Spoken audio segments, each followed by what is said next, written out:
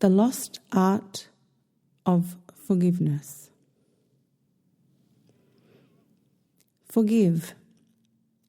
What do we understand? Forgiveness was the hardest learning I've ever done. I didn't reach my full aims for at least 10 to 12 years of vigilant practice. This was due to my aiming high. I was seeking to be a master forgiver. I aimed to be able to forgive a person at the same time as they are in the process of hurting me. Yes, it has very turn the other cheek vibes. I chose this as I had learned how forgiveness was the ultimate solution to every problem. Once in a state of forgiveness, I've released any pain which may have run through my system, and I figured, why wait by hanging on to a grudge if I was going to forgive it all at some point anyway? As words hit my heart will embrace their perspective and dissolve the harm through compassionate understanding. Like I said, I have always had very high standards, and I'm a big fan of efficiency. I learned about this need to forgive in 2009. I admit I did read it in a book. It was Hawaiian related, but not traditional. Yes, there is a New Age Hawaiian genre of healing materials. As it was explained, I knew forgiveness was very foreign to me, and I was going to have to begin at what I suspect was a preschool level. I grew up in a grudge-holding family where God was absent and the ego of the most powerful man was in the highest position. Safe to say, I disagreed with it, especially as I was the one who had to console the women who were emotionally abused, and then it began happening to me. Now I'm writing this in 2026. I recognise how ignorant I was. I was taught to be that way by my earth people. They had lost this skill of forgiveness and could therefore never show it to me while I was being raised. The absence of any entity greater than the most powerful man turned out to be the largest problem. In 2008, I made a promise. I began my devotional life in the hope I would make it back to the love I knew I was due. My first lesson? Learn to forgive. In 2009, I had filled quite a few notebooks of rambling journal entries. I'd sensed I was definitely moving in a circular motion, repeating my thoughts over and over again. I wrote to capture a snapshot of what was a running relay race through my mind. I recognised at one penny dropping point I was not going anywhere. I'd made a commitment to progress, and after about a year into this work, I was still failing. I decided I would read the notebooks back to myself, and I saw those repeating words and sentences. There were so many repeating patterns. The one which stood out to me was this. I explain a problem in great detail, a bit like being in court, and I'm making my final arguments to the jury and judge alike. I decide I must forgive, taking on the role of the judge. I write that I'm going to forgive, why I can and why I must. Then, in the next entry, the same problem is written about, and the same conclusion, and the same commitment to forgive. Obviously, there was an error in the program here. I was on a loop. So, the real problem was discovered by seeing the patterns which emerged. I could see from the outside of myself by reading back over my experience of attempting to forgive things in my life. I was intellectually advocating for myself, deciding at an intellectual level and then expecting that this in itself will be enough. After 4 or 5 A4 spiral notebooks of ramblings, it was obvious. It was not enough. The way of mind only was never going to be enough. I needed to find out what was missing from my method. I began a new project. I needed to find out what that missing action was. Why was I not forgiving even after I said I would? In 2026, I can be hurt in a way that shreds my heart, and yet before I go to sleep, I have debriefed and expanded my knowledge of self and other, forgiven and then fallen asleep with a sense of relief. I sleep knowing I have learned my way out of remaining in pain, assured from years of practice that I will wake into a new day which will not be coloured by the previous. In 2009, however, I had no idea what to do. I was yet to discover the importance of suspending my disbelief in a higher power until I had no other solutions left. I had let go of my egoic control once or twice, although each time was inspired by intense need. It was when I was desperately needy that I made huge promises to a greater part of myself. So I did come to it, just not easily. I didn't know yet about opening myself to the perspectives of others, nor did I know about letting my ego have its say, but then making it be quiet and allow other voices that run through me to have theirs. I knew I had so much to learn, especially with my aim to be a master forgiver. The first thing I asked myself was, what can I forgive? Why can I forgive that and not this? Why do I find one aspect or another to be problematic and not all that they do? Why do I judge people this way and not that way? I came to discover many of these answers through an example we shall just call Mark. Mark had a sweet soul. His soul very much enjoyed mine, yet he'd not grown up like me. He'd learned different things. He had different perspectives. I liked Mark. Mark was what people might call a chicken. He was not brave. He did not think highly of himself. He was heavily protected by his ego, just in case. And his lifestyle led him down many rough roads. He was masculine and attractive, yet the attention he received only boosted his ego and never asked the rest of him to front up and do any work. I asked myself, why don't I have a problem with Mark being rather poor, living week to week? Why do I have a problem, though, with him being unmotivated and lazy? It was the answering of these questions and others like them which led me to understand something that began my long road to learning all about judgment, grudges, and forgiveness. It was quite obvious I was judging this guy. I didn't care if he had money, but I did care if he was lazy and unmotivated.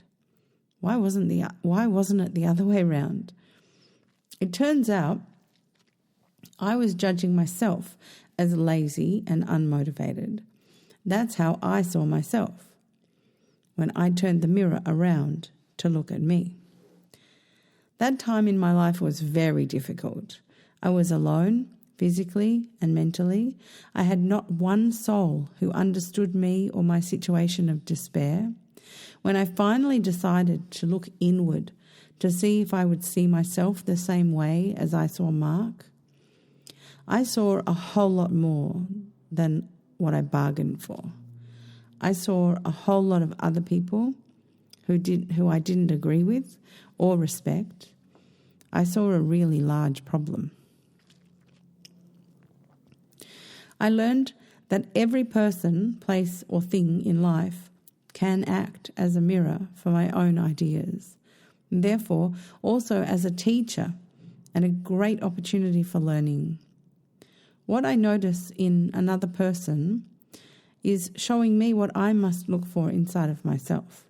At first, I only noticed negative aspects in others. I would painstakingly turn my focus and look for examples of the same in myself. One by one, I learned what I judged about everything in life. I discovered that if I wasn't fine with it in others, I wasn't fine with it inside of myself either. This was the beginning of my learning to master my mind. It was the beginning of my decision to allow the world to be my mirror so I could face each internal problem. The rest of the world was presenting as an easier mirror than the family members who loved to control me via my programming. My family was my catalyst, and the world became my opportunity to learn or unlearn my way out of the box I'd been placed in from the age of 1. This reality check of realizing how judgmental I was upgraded me and sent me on the next part of the journey. I needed to change my judgments, and I needed to know where they came from. It took me a while to accept what I had found out. I discovered who taught me to be so judgmental. I connected the dots. Once I related my behaviour of today to a person in my past, and I recognized how I was shown to make these judgments, it became very real, very visceral, very embodied. I've written the whole story inside a novel I'll be publishing shortly called Malena Valley, Dreaming the Village. The one thing I was not doing at the beginning of my journey to become a master forgiver was to make the process of forgiveness emotional. That is what was missing in my process. The first eye-opening realization also shredded my heart. My soul couldn't believe it, and at the same time, the tears I cried were due to the truth of it having been very real and very torturous for others. I couldn't change what I'd done to others, but I could change my thoughts. And therefore, never allow that disgusting behaviour to run through me into the world and into other people ever again. This was a very emotional commitment I made in 2009. I can see with 2020 hindsight from where I stand in life today. I had, at that point, discovered what I truly needed to practice doing. Feel feelings. It's the emotions that are attached to memories that make our personal history meaningful. My childhood trauma had disconnected me. Disassociated is the word now, from feeling my own feelings. I had spent 35 or so years running on the information I could pull from others' behaviours and emotional expressions to come to my own decisions about my actions and thoughts. I had not felt my feelings along the journey of childhood, and so now to become a master forgiver, I was going to have to embark on a reparenting journey. I needed to begin at the beginning and learn how life felt. Peace, by peace. It's the one thing that saved me. I struggled to learn how intense life felt every day for many, many years. It was exhausting. But like I told my Hawaiian kumu in 2010, while we were going down a very slippery track to the bottom of his valley, well, I can't stay here. He had asked me if I was going to be all right getting down the hill. Forgiving is not simple, not anymore. I learned from a people and a culture, the traditional Hawaiians, about their perspectives on forgiveness and healing. And boy, oh boy, are there differences between what we do here in the West. Forgiveness, it can never be assumed to have taken place when one is presented with an apology. Modern people cannot be trusted with their words. I learned many things which set me on the right path to sort out my mind and my life. There was actually nothing new. It was a lot like looking at my fruit salad of a mind and being told why these 5 fruits here, and here are the essential ones to eat. The rest are optional. I remember Kumu Lawrence talking about this to a group. Forgive so you forget, but also you have to remember. I'll explain this more later in the series, but essentially, one must keep letting go of the unforgiveness or the grudge until it is gone. The reason for doing this is mostly about releasing yourself from the negative polarity that comes with the grudge. The ego wants the so-called power, but it will always come at a great cost to the individual and their community. The remember part is truly about the lesson you've learned from the incident. Your ego seems to not have a good reason to keep holding the grudge if you have learned enough to empower your entire self. I will go into more detail later in the series, I promise. Modern forgiveness has a completely different energy to it. In 2026, after all my learning and becoming a master forgiver who seems to not even have to flinch when I'm attacked, I take the hurt home and heal it with what I need to learn. I have a lot of internal feelings about how the modern person perceives forgiveness. To me, it seems to be treated very intellectually, despite the definition, the letting go of resentment, etc., toward a person who has previously hurt you. Likely because the modern person does not process emotions very easily, so they rely on apologies rather than on forgiveness. And then there are the lies, which run rife in the modern person's mind.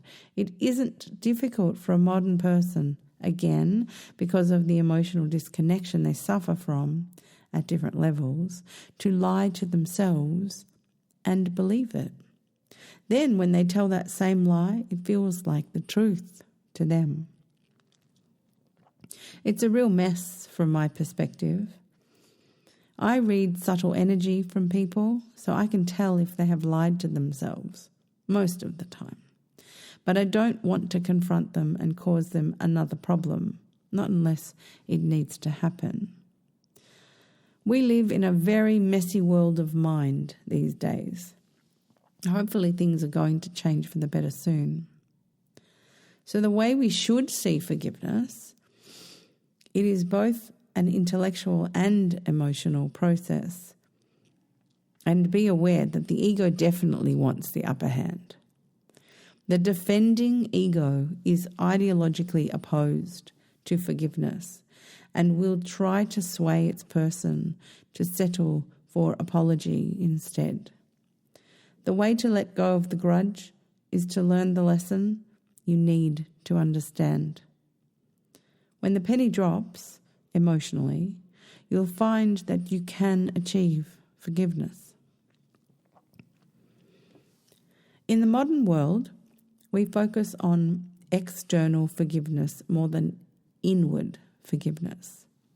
We essentially are wanting in the modern world to be absolved of any wrongdoing without doing much changing to our inner selves, if any at all. From an Indigenous perspective of forgiveness, turning the mirror toward yourself and seeking to know your deepest truth is much more important, and from this will grow the result on the outside of you. It is in the effort of being able to assure the creating that you have resolved your misunderstanding about the connection of relationship. The remaining articles in the series will continue with different aspects of the process of forgiveness. And in sharing this, I will endeavour to share what I have learned about it from my own experiences, which also include learning through Hawaiian Indigenous teachings. The next article continues on in regard to our modern world disincentives. It will focus on forgiveness and trust, faith, and the ego. Hi, I'm Joanna Ruth from Tarot with JoannaRuth.Online. Hi, I'm Joanna Ruth, and this is your doorway to spiritual literacy. Why not come on in and learn some foundations together?